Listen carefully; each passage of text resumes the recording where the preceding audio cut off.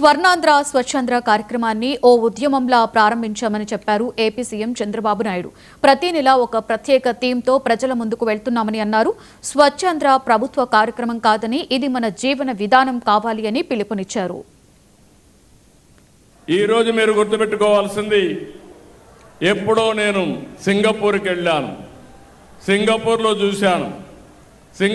చూస్తే రోడ్లు పరిశుభ్రంగా ఉంటాయి, ఆలోచన స్వచ్ఛంగా. ఏడాది క్రితం స్వర్ణాంధ్ర స్వచ్ఛాంధ్ర ఒక ఉద్యమంగా ప్రారంభించాం.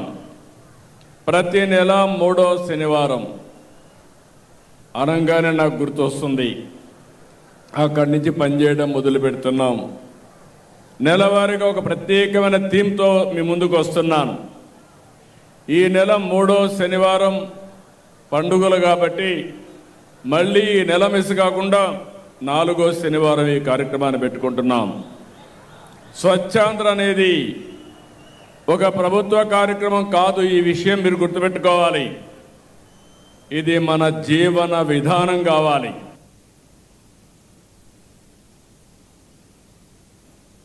ఏడాది క్రితం స్వర్ణాంధ్ర స్వచ్ఛాంధ్ర ఒక ఉద్యమంగా ప్రారంభించాం.